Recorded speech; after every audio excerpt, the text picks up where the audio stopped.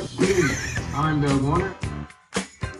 From just clunky to downright funky. Here I go. Is it still raining outside?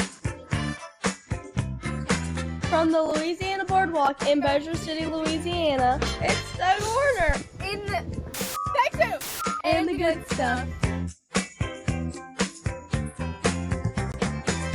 And welcome to the show. It is the good stuff with Doug Warner. Can't allow these wonderful stories to go untold, as I hope to continue something I feel like I started years ago, just sharing a lot of the inspirational stories that are out there, really cool things that have happened to well-deserving people, kind of like the story I've got for you today. Really neat story about a local girl who made her way out to California. Her and her husband hit the road, and they're working out on the West Coast. And something really unique happened, and it culminated with a knock at their front door. Can't wait to share this story with you. Special guest time, and we are welcoming in Brantlie Boone, all the way from California. Where in California are you? In LA. In LA. You know, people can find people real easy in LA, right? Just people knock at your door and boom, they're looking for Brantlie. And that's Here what we are. we got you on the horn here, because something really unique happened earlier this summer before it got cold around here. Now, I want to back up first. You're from the Webster Parish, right? Minden area? Yes, Minden. Still tons of family around here. You want to give a quick shout out to the folks? Mom, Dad, Caitlin, my sister, Chloe, my other sister, JC, the niece, and just everybody. Everybody in the way. Minden or Houghton, you have some folks there too? My sister and my in-laws, they're all in Houghton, and then my mom is in Minden, and my dad, I guess, is in Shreveport. Okay, so we wanted to bring it home before we take it all the way back out to California. Right. Was this back in September? Is this when this happens? Yes. Okay. Yes. You're just sitting around the house. You get a knock at the door. Kind of set this whole thing up for me. Okay, so before September, so the whole thing happened September 6th. In May, Ed Sheeran put out a new album, and then there was like a pop-up thing out here that we went to, and he actually came to the pop-up and like performed some songs, and then that was that. And then but you got to see, this is a guy obviously you've loved. Yes, for a long time, since and 2011. you got to see him in a small venue back in May. Right, back in May. So then when he becomes more active, I start to be more active on social media, like obsessively. Stop, dog. Obsessively over him, like on Twitter and Instagram. And so and what does that look like? Just a bunch of reshares, hashtags? I'll reshare, or I'll when he had like a court case, I like tweeted like so happy he won, and like I tag or I'll hashtag him and his like team and all that. So then a couple weeks before September 6th, I get a private message on Twitter that says, "Hey, we notice you're a big fan of Ed." That's their way of saying, we notice you've been stalking Ed quite a lot, right? Right. Next, it's like, the police will be contacting you. Please. Yes. So but that's not the case, right? Right. They messaged and asked if I wanted to do, or if I was interested in like a fan thing, and if I was interested to email them my like just some basic information that was already information on Twitter, like that I have on Twitter already, like where I live and my email address. Well, and they that was going to be my first thought, is if you called your parents first and said, "Hey, I got this email or a message." No, I didn't. I actually didn't. They would have said, "This is a scam. Don't respond with your address and your social." But yet you did it. But it was already stuff that they can easily find on my Twitter anyways. It wasn't private information. So I wasn't like super... She's rationalizing this whole thing away, right? So I went ahead and responded with my... Fishing. This sounds like the Better Business Bureau ought to be a part of this interview.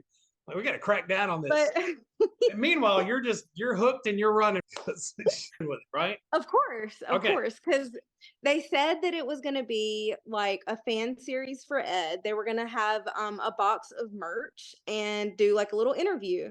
And for the older folks in the audience, merch is short for merchandise. Oh, Yeah. I cleaned my house and I made sure I was dressed nice. But you cleaned your house, made sure you were dressed for a box?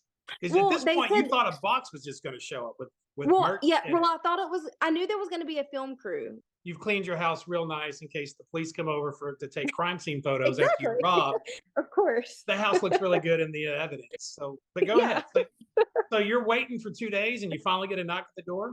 The film crew came and they set up everything, and then they're Oh, like, okay, we got to go and get I don't know if they said more equipment or what. for the So merch. yeah, the merch. The So merch. they go out, and then there's a couple other guys still in here with the cameras rolling, and the next thing I hear is a knock at the door. I open the door and I'm like speechless. He is standing right in my doorway, and like I don't even know what was going through my mind at that point. Totally shocked. I mean, there were an inkling you were thinking, all right, this may be headed somewhere and I'm being set up.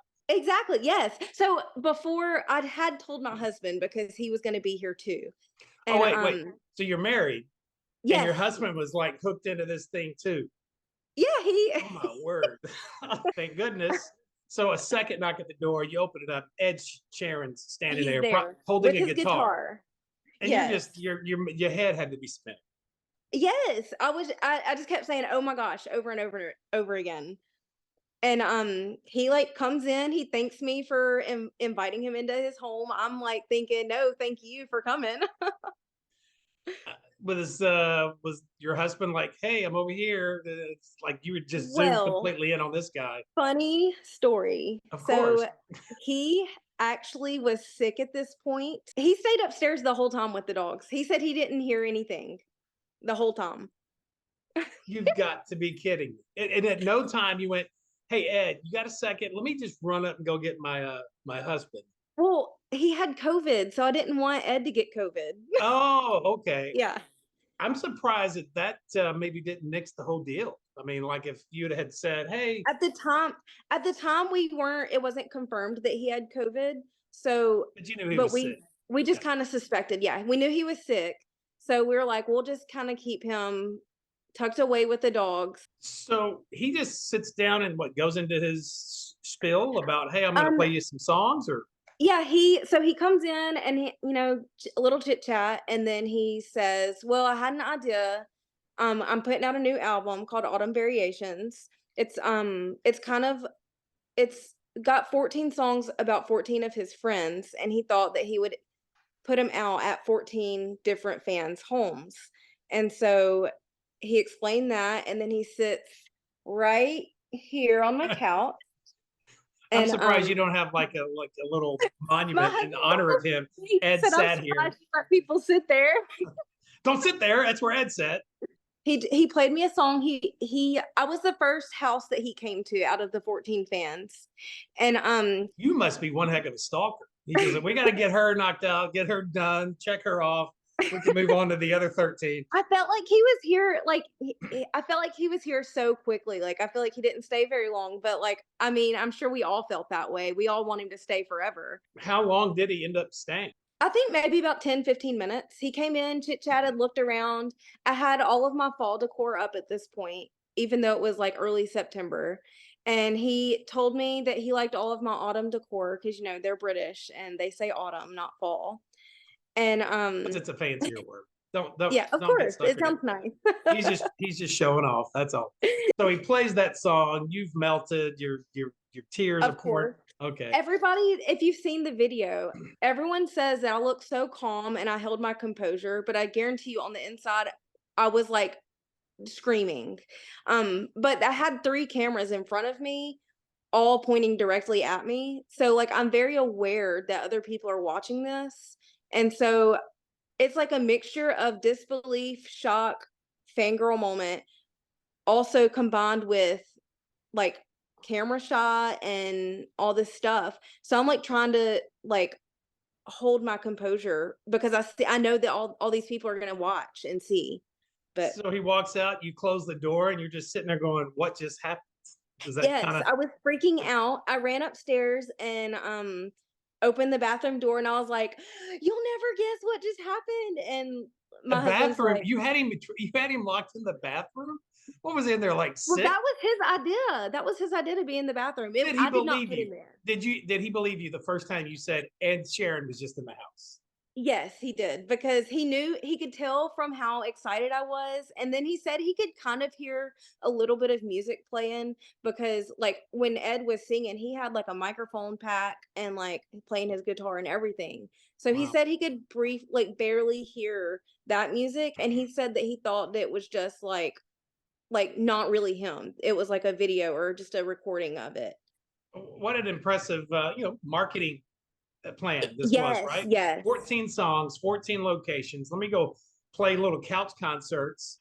Well, pretty amazing. I don't know what part I like the most. The fact that this sounded like a total scam. Right? You dove head first. The fact that your husband, who was sick with COVID, was locked in a bathroom and missed the whole thing. Amazing stuff, Brantlie. Thank you for sharing that story, and I'm glad thank we you were for able to having share me. these pictures with everybody back home. And it's awesome to hear stories like this. This is truly the good stuff when it happens to somebody from right here from the Arklatex out in LA. And everything good there? Life is grand? Everything's good here. Y'all all need to come out. We'll drop a line and I'll see if we can say hey. Yeah, I'll just send you an email because you fall for all those. Oh, of course. Brantlie Boone from LA. Thank you for sharing that story. Of course. Thank you. Again, that was Brantlie Boone. What an incredible story. Still sounded like a scam at the beginning, right? If you've got one you'd like to share with me that I can share with everybody else here on The Good Stuff, of course, you can reach out to me right here on this Facebook page. You can send me a message. Give me all the contact information you've got. Give me the goods of whatever good stuff is happening where you live, and perhaps we'll share it with everyone else, not only here across the Arklatex in this 3-4 state area, really, but anyone else and everywhere else that they're watching The Good Stuff with Doug Warner. Thanks for joining us.